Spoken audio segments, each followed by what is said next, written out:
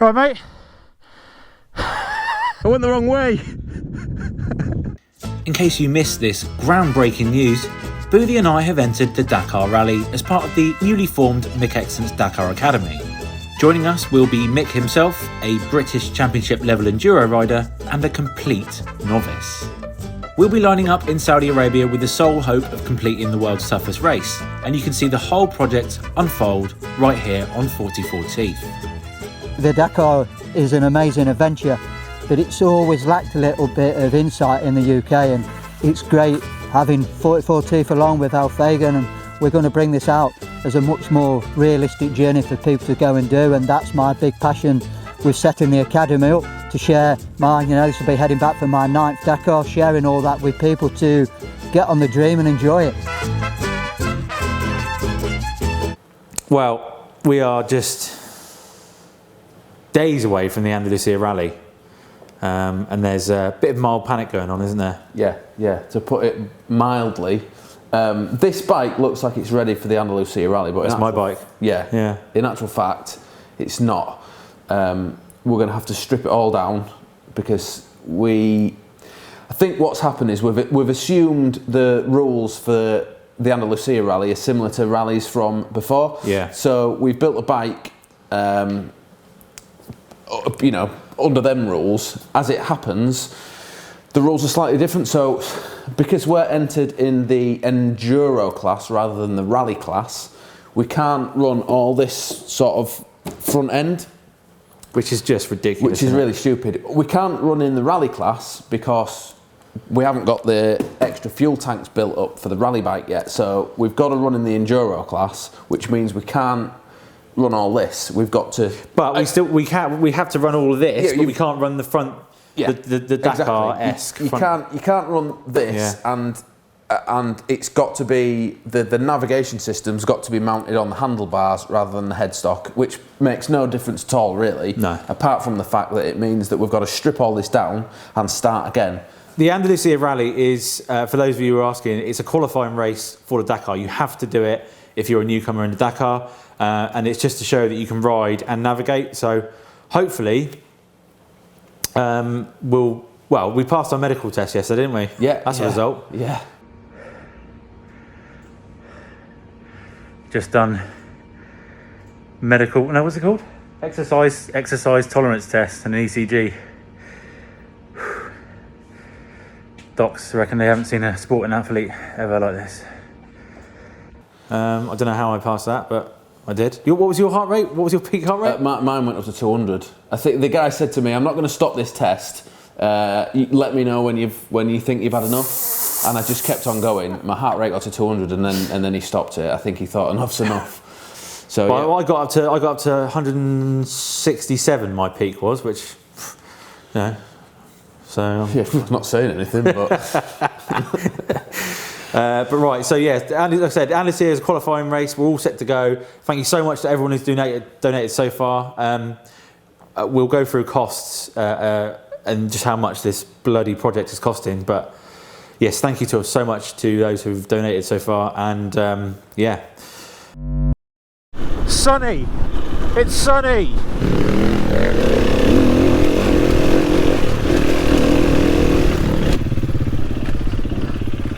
Oh!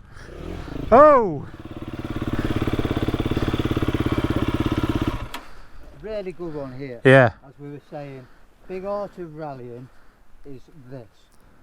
As we said with the road book this morning, that this will be marked on your road book. yeah, But if your road book wasn't in sync, it's not giving you this. Yeah.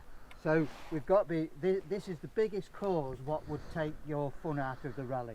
You're coming along here, you've never seen it. It's virgin ground. Every minute, every second is new terrain. Yeah. So we've got to be connected with the road book and very visual. yeah, And like I've always said, we need to be riding at a speed where we can deal with this. So as we're coming down there, our road book, if this is at 10 clicks, we need it to be marked in a warning of 2 probably, big danger. So then we're aware that we're counting that down, that is coming, isn't it? Yeah. Because that could end your rally. Yeah. And when you arrive, you've got 2 options, haven't you? You hit it either flat. back it down, or you brave and you jump it. Yeah. But What would you do? that You jump it? You jump that? you jump that. Yeah. That is the trick to rallying. They will be all the time in Andalucia, in Saudi. So that is the key to rallying. Not going fast. You need to survive that, don't you? Yeah. Got a bit of a bog on there, Nige.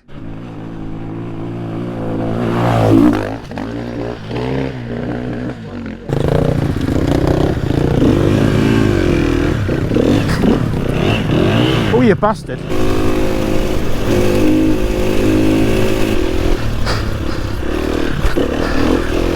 Oh, I forgot that bastard was there.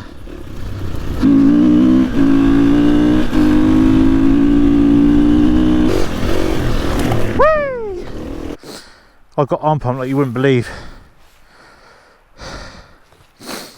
As Mick said, the riding isn't going to be the problem. It's going to be a mix of fitness and navigation.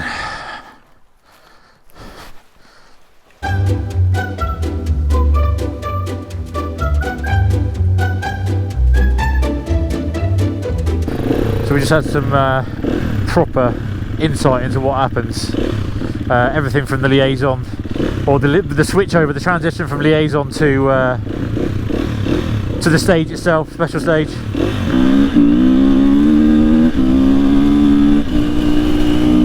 And Mick reckons we're riding at a pace which will, you know, easily get us sort of relatively competitive, as in for the non-professionals anyway. For the amateurs, we're not looking like complete knobbers anyway.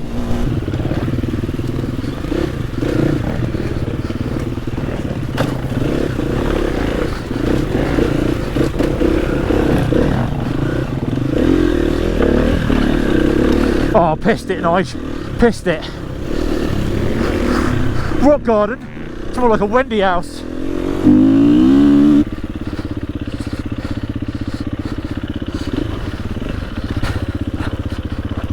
I think I went the wrong way. Right, mate. I went the wrong way. God, it fucking stinks of shit up here, doesn't it?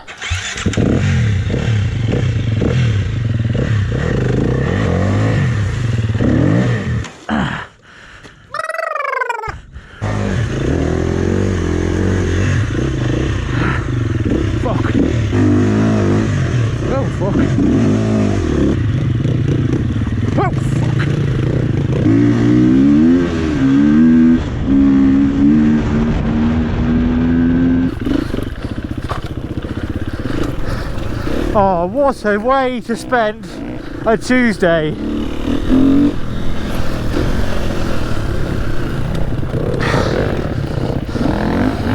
The boggy peat of Saudi Arabia. Whoa, what the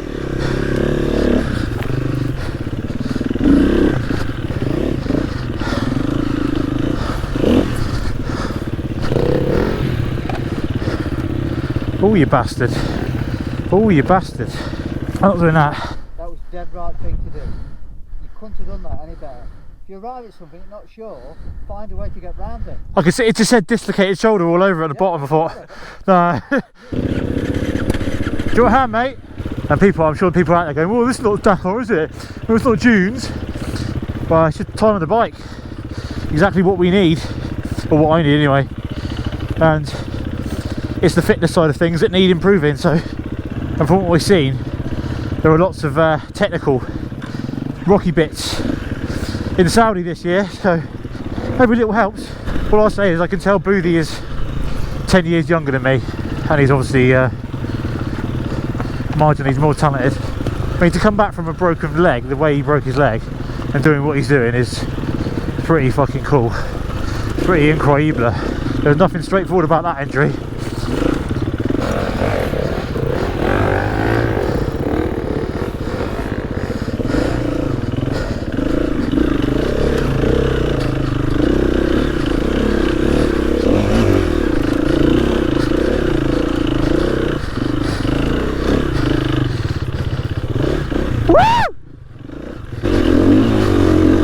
Come on, baby.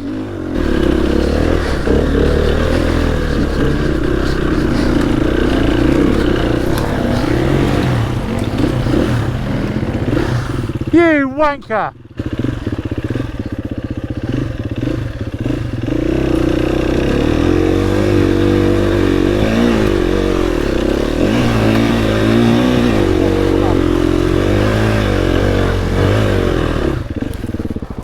Do you want me to do it for you, Booty? Jesus Christ, I have to get the professionals to do it. Oh, you got to watch these branches, mind. You know, I feel blessed that obviously A-Mix picked me to be in the team, but we've got this playground to work with and enjoy. And I mean, I don't think there's many places in the UK like this. I say enjoy.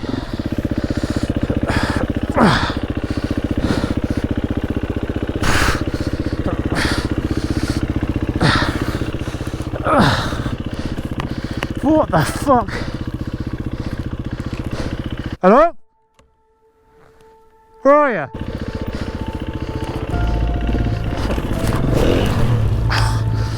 Oh, fuck. Oh, shit.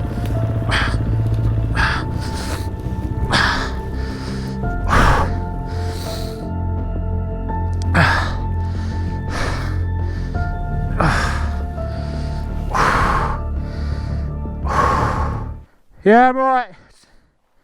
Span my leg. Team Dakar. Femidom. Fallopian tube. So the Dakar used to be about jumping on a bike and just going for a ride, didn't it? Yeah, yeah. And gradually over the years it's become a bit more special. There's full-time riders. You know, those guys at the front are there just to win a Dakar. It's massively competitive now, isn't it? It's not a fun day out. No, it's hardcore, and they've made it harder. And each year it's got really fast. It's got more technical. Yeah, it's a big deal. That's why we're going. Yeah. But yeah, lots of people are asking about the cost of things, because obviously we set up this GoFundMe, and I was, you know, previously I was a bit like, oh, GoFundMe, it makes me cringe seeing racers put up a GoFundMe to fund their racing seasons. But this is a little bit different. This is this is massive, isn't it? Yeah, big project. Big project. So, like I said, thank you to all those who have donated already. Massively appreciated. And obviously, this isn't a profit organisation, profit-making organisation. We're going to be losing money. But the point is, if you guys can help us, then brilliant. So the Dakar entry itself is 15,000. Yeah, I think it's 15,300 euro or something like that. So yeah, just short of 15 each. Yeah. But before we can even get to the Dakar, we've got to do one of the qualifying races. So that's either the Andalucia or the Mazuga Rally. We're going to do the Andalucia because that's the cheapest one. Yeah. That's still £3,000 entries. 3,100. Yeah. The rally kits, so let's talk about that. So obviously we're riding converted EXC 450s, and Mick's kindly lent us the bikes for the moment. They're, as I said, KTM 450 EXCFs, and they've been converted into with the Iratrack and the roadbook mounting and the other safety features that you have to have as part of the rally. So yeah, so that's getting on for about £5,000 per bike to kit all that stuff. It's not just the navigation stuff. I think you said it's the safety stuff. So when it's all GPS, you know, when if there's a truck catching you up too fast, or there's something in the road that's stopped, you get a siren. It also means the organisers can see where you are if you've got lost. Or when you get lost. When you get lost, yeah. I mean, in terms of safety, it is obviously it's a dangerous sport, and especially when you got fucking 20-ton trucks behind you. Yeah. But the safety has become more important, and it's become safer as part of that. And you know, like I said, as you just said, then if there's a vehicle around you, this the beeper will let you know. Yeah. Another thing we need before we get there, before we even think about getting there, is we need to get ourselves fully licensed up. So as well as having a road license for all the rallies, we've got to have a competition license, which is like an ACU license, but then we also need an FIM license because it's an international event. And that's not just a case of, you know, sending off and applying for it. I think the license itself is about 168 quid per event that you do, but to get that, you've got to do a full medical, and it's not just a nip and see the doctor and have him sign a few forms. It's a proper intense. Like I've never done a medical like the medical we did yesterday. No, it was a piss full tests, everything. Yeah, they wanted to see the piss. Yeah. They wanted to that thing where you're pregnant and they have a look inside. What's that? Ultrasound. Ultrasound. Yeah. We had one of them. I think they thought I was pregnant. No, but on it, like just to check the heart.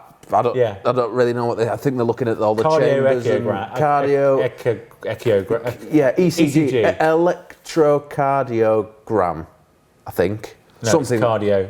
Okay, whatever. Whatever it is. Yeah. Yeah. So they get an ultrasound.